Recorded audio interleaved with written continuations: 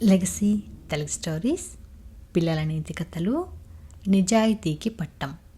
మగధ రాజ్యాన్ని హర్షవర్ధనుడు అనే రాజు పరిపాలించేవాడు. ఆయన పాలనలో రాజ్యం సుభిక్షంగా ఉండేది. అందరూ సుఖ సంతోషాలతో జీవించేవారు. రాజుకు వారసులు లేరు. ఒకరోజు అనారోగ్యానికి గురయ్యారాయన. ఆస్థాన వైద్యులు రకరకాల చికిత్సలు అందించారు. కానీ రాజు కోలుకోలేదు. అది అంతు చిక్కని వ్యాధని వైద్యులు తేల్చేశారు. ఇక తాను ఎక్కువ రోజులు బ్రతకనని హర్షవర్ధనుడికి అర్థమైంది. తను ఉండగానే రాజ్యానికి ఒక నిజాయితీ గల యువరాజుని ఎన్నుకోవాలని అనుకున్నాడు. మరునాడే రాజ్యంలో దండోరా వేయించారు. అర్హులైన యువకులందరూ పోటీలో పాల్గొనవచ్చని చెప్పాడు. ఆ దండోరాతో కొంతమంది యువకులు సభకు విచ్చేశారు. వాళ్లకు రకరకాల పరీక్షలు పెట్టి తెలివైన సమర్థులైనటువంటి 4 యువకులను మంత్రి ఎంపిక చేశారు. వారిలో ఒకరిని ఎంపిక చేసే బాధ్యతను రాజుకు వదిలేశాడు.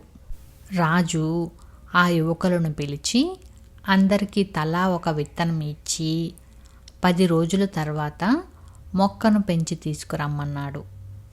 ఎవరి మొక్క అయితే పెద్దగా ఆరోగ్యంగా ఉంటుందో వాళ్లే ఈ రాజ్యాన్ని పాలించే అర్హులు అని చెప్పాడు. 4 ఆ విత్తనాలను ఇంటికి తీసుకుని వెళ్ళి కుండీలలో నాటారు.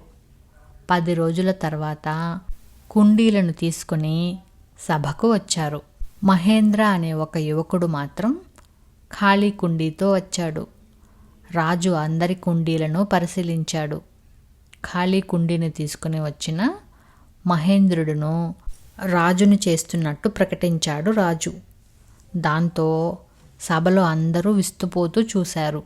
ఒక యువకుడు, మహారాజా, మేము నాటిన విత్తనాలు మొక్కలుగా మారాయి, కానీ ఆ మహేంద్ర నాటిన విత్తనము కనీసం మొలకెత్తలేదు. మీరు అతనిని ఈ రాజ్యానికి రాజును ఎలా చేస్తారని అడిగాడు. అప్పుడు రాజు, నేను మీకు ఉడకపెట్టిన విత్తనాలు ఇచ్చాను.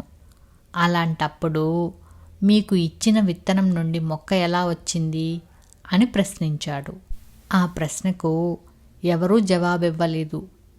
తాము చేసిన పనికి సిగ్గుతో తల వంచుకున్నారు. రాజు కావాలంటే నిజాయితీ ఉండాలి. మీలో మహేంద్ర ఒక్కడే నిజాయితీతో ఉన్నాడు. అందుకే తనను రాజుగా ప్రకటిస్తున్నాను అన్నాడు హర్షవర్ధనుడు. తరువాత కొంతకాలానికి హర్షవర్ధనుడు చనిపోయాడు.